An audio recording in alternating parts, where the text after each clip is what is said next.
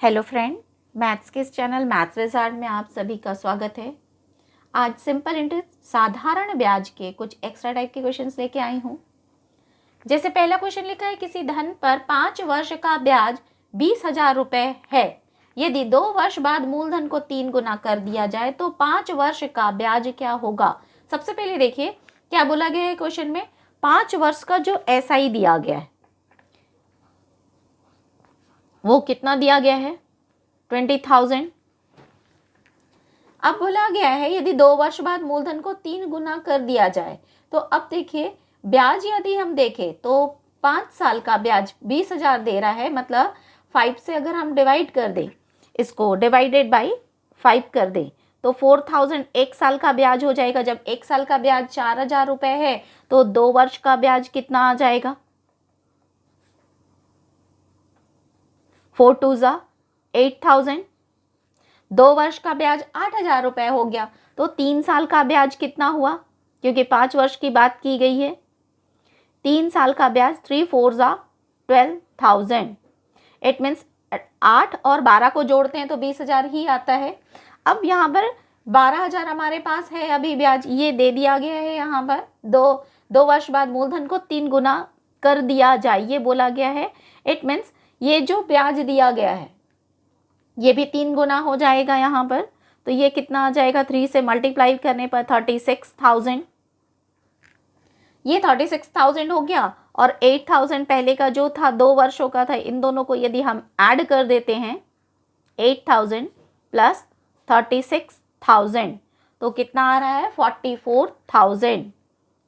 Question की last line में क्या पूछा गया है यहाँ पर, ब्याज क्या होगा। मतलब ब्याज तो इतना ही है, मूलधन यदि 3 गुना हो रहा है तो ब्याज भी 3 गुना हो जाएगा उसका। इसलिए मूलधन नहीं देने पर भी हम इस प्रोसेस से हम इस क्वेश्चन को बना सकते हैं। इट मीन्स इस क्वेश्चन का जो आंसर आएगा दैट इज 44,000। नेक्स्ट क्वेश्चन देखते हैं।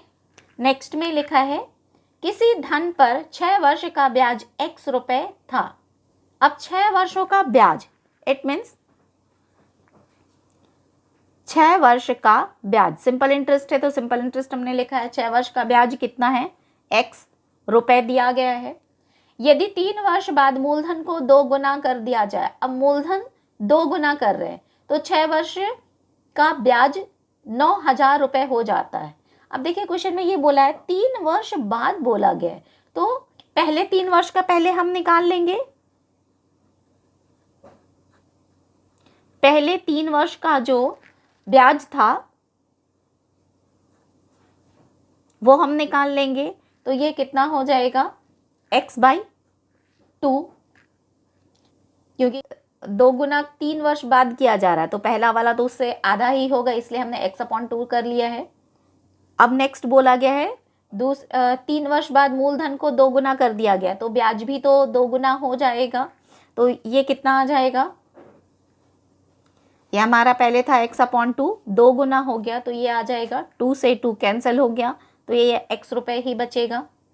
6 वर्ष का ब्याज 9,000 रुपये आता है। अब देखिए यहाँ पर यदि 6 वर्ष की बात करें तो शुरू के 3 वर्ष है और ये वाले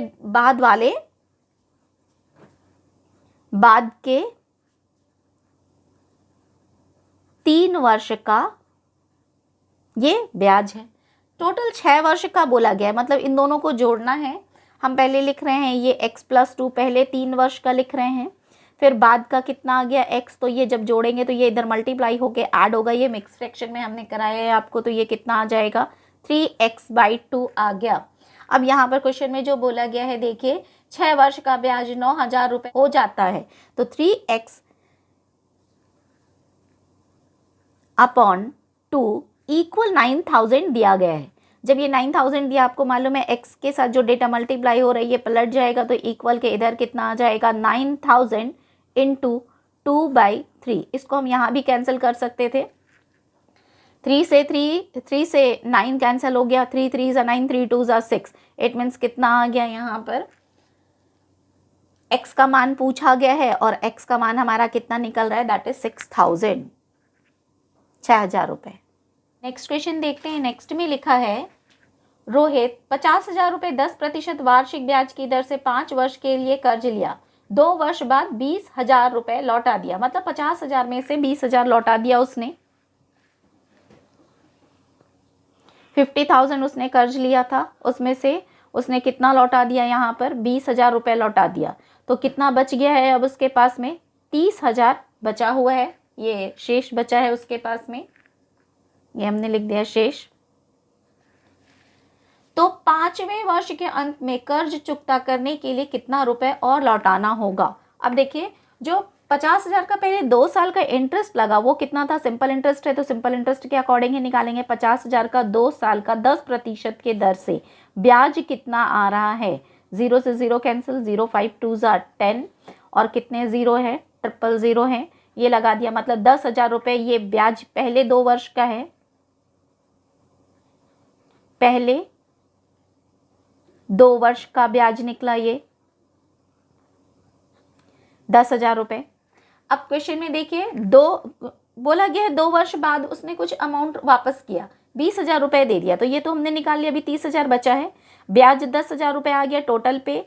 अब 30,000 का भी तो हमें निकालना पड़ेगा, क्योंकि 2 साल बाद हमारे पास जो मूलधन है दैट इज 30,000, तो 30,000 टाइम ड्यूरेशन कितना लगेगा यहाँ पर? 3 साल के लिए, क्योंकि 5 साल की बात की गई थी, 2 साल का हमने निकाल लिया है। रेट ऑफ इंटरेस्ट 10% ही रहेगा, ये हमने लगा लिया, तो ये कितना आ गया? 3 3 9, मतलब 9,000। अब उसको कितना लौटाना होगा? शेष राशि है 30,000, ये 10,000 पहले 2 साल का ब्याज निकला था और बाद के 3 साल का ब्याज कितना है? 9,000। मतलब अगर इन तीनों का हम टोटल कर दें तो यहाँ कितना आ रहा है? 49,000। मतलब जो समय समाप्ति पर वापस करना होगा, कर्ज चुकता करना होगा, वो 49,000 रुपीज़ है।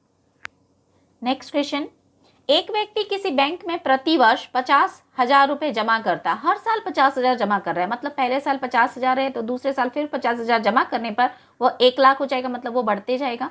यदि ब्याज की दर 10% वार्षिक हो तो 5 वर्ष के अंत में कुल कितनी राशि जमा हो जाएगी, ये पूछा गया। अभी मैंने एक्सप्लेन किया, पहले साल यदि वो 50,000 जमा करता है तो दूसरे साल कितना हो जाएगा? 1,00,000, तीसरे साल 1,50,000। मतलब या तो हम ऐसे निकालें, इसमें थोड़ा टाइम लग जाता है, ये लॉन्ग प्रोसेस में चली जाएगी, इसको थोड़ा शॉर्ट कर लेते हैं।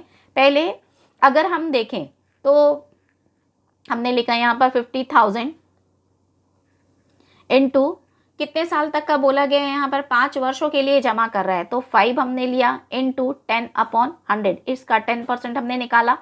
प्लस फिर से अगर चौथे साल की बात करें, 5 बार ये निकलेगा हर साल 50,000 करके, कि पहले से 5वें साल तक का ही हमने निकाल लिया। फिर उसके इसी 50,000 को यदि हम ध्यान से देखें तो 4 साल का क्या दो, पहले साल का हमने छोड़ दिया, तो जो 4 साल है वो 4 बार इनटू इसका 10% निकालना पड़ेगा। फिर इसी प्रोसेस से यदि हम देखें तो 50,000 का फिर 1 साल का 10/100 हम लास्ट में निकालेंगे। अभी आपको ये क्लियर है? 50,000 5 साल तक जमा किया, तो ये 50,000 का हमने 5 साल तक का निकाला है यहाँ पर। फिर 50,000 पहले साल का छोड़ दें, क्योंकि पहले साल तो 50,000 ही है। दूसरे साल से अगर चौथे साल तक देखें, 5वें साल तक, तो ये 4 अमाउंट हो जाएगा 50,000 का, ये 4 ईयर करके निकाल लिया। फिर उसके तीसरे साल एक 50,000 छूट जाएगा, क्योंकि 50,000 फिर 1,00,000 फिर 1,50,000, तो 1,50,000 ये राशि तो 5 साल तक अगर देखें तो 1,50,000 ही रहेगी। मतलब 50,000 का 3 साल के हिसाब से 10% निकालेंगे। ऐसे ही कैलकुलेट किया, ये डिक्रीज होती जा रही है, कहाँ तक निकाल लिया? 1, मतलब लास्ट तक निकाला। अब इसमें देखिए 50,000 10% सब में कॉमन है, 10% मतलब 50,000 का 10% हम निकाल के हम पहले कॉमन निकाल ले रहे हैं, 0 से 0 0 से 0, सब में ये कैंसिल हो जाएगा। ये देखिए पूरे डेटा इसमें कैंसिल हो रहे हैं यहाँ पर। तो जो रिमेनिंग अमाउंट आएगा ये कितना दिख रहा है यहाँ पर? अभी हमने ये 5 को छोड़ दिया है, सब में सिर्फ 50,000 देख रहे हैं। 50,000 कैंसिल हो गया, 10% निकाल लिया, तो 5,000 मतलब 5,000 कॉमन निकल गया। अब अंदर क्या बच रहा है? 5 + 4 + 3 + 2 + 1। इट मीन्स जो डेटा आएगा वो सिर्फ इसमें मल्टीप्लाई हो जाएगा। डेटा कितना आ रहा है? 5 5 10 और 5 15, 15 5 सा कितना हो गया? 75,000। ये 75,000 आ गया यहाँ पर। अब बोला गया है 5 वर्ष के अंत में कुल कितनी राशि जमा हो जाएगी। अब देखिए 50,000 5 साल तक हमने डाला है, तो ये कितना हो जाएगा? 5 वर्ष में जमा मूलधन कितना हो जाएगा? 2.5 हो जाएगा। 2.5 हमारा मूलधन है, 2,00,000 50,000। कुल राशि कितनी हो जाएगी, उसमें इंटरेस्ट जुड़ेगा, ये हमारा इंटरेस्ट था 75,000। जब हम इसको जोड़ देते हैं तो कितना मिल जाता है हमें यहाँ पर, 3,25,000।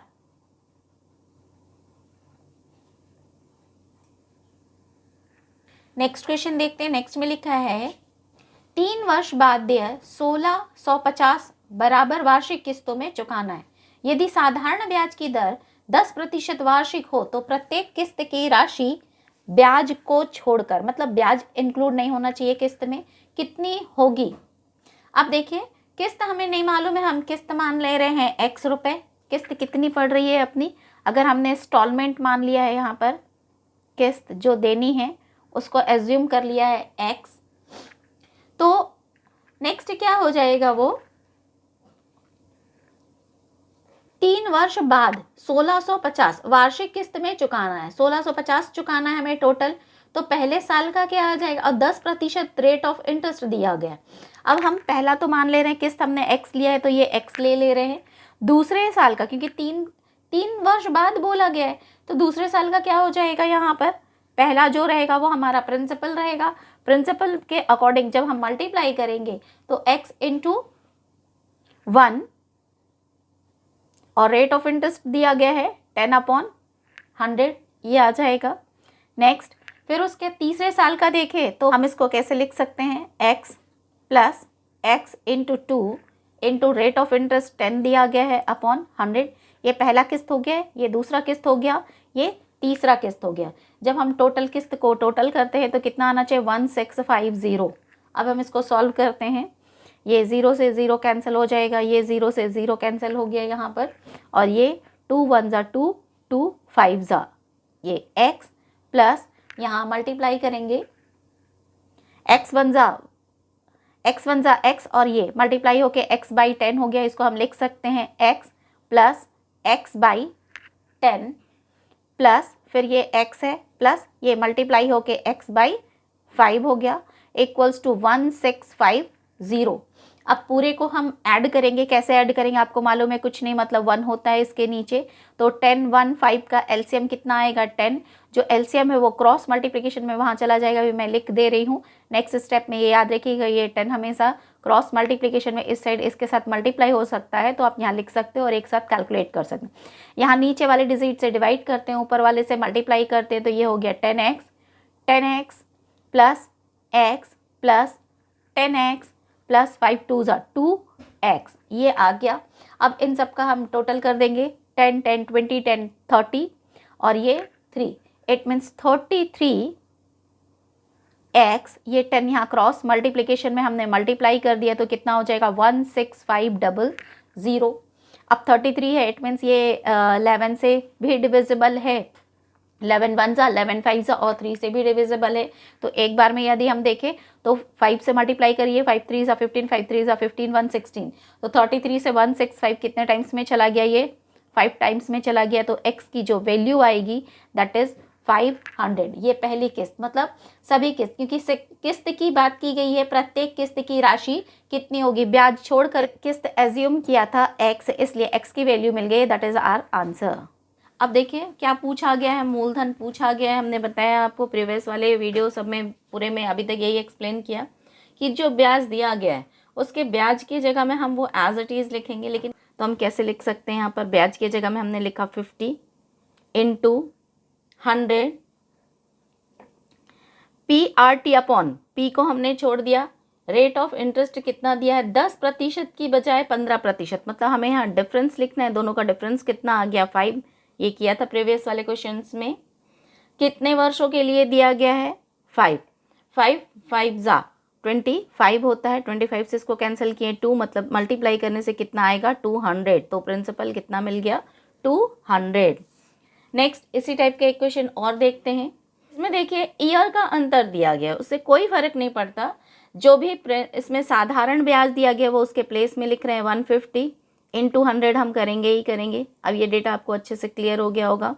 प्रिंसिपल पूछा गया, प्रिंसिपल को छोड़ दिया, रेट और टाइम मल्टीप्लाई होता है तो यहाँ के डिवाइड होगा। रेट ऑफ परसेंट दिया गया है 10%, टाइम 2 दिए गए 5 वर्ष एवं 7 वर्ष, तो दोनों का अंतर कितना आ गया 2। 0 से 0 कैंसिल हो गया, 2 से ये नहीं जाएगा, 2 से इसको कैंसिल कर देंगे, 2 5 ज़ा और 0, इट मीन्स 50 मिल गया। 15 5 ज़ा कितना आता है, दैट इज़ 75, मतलब प्रिंसिपल इस क्वेश्चन के अकॉर्डिंग कितना निकलेगा, 750। वीडियो यदि पसंद आई हो तो प्लीज़ लाइक कीजिए। आप हमारे चैनल में न्यू हैं या अभी तक सब्सक्राइब नहीं किया है तो हमारे चैनल को सब्सक्राइब कर लीजिएगा एंड शेयर करना ना भूलें। Thank you.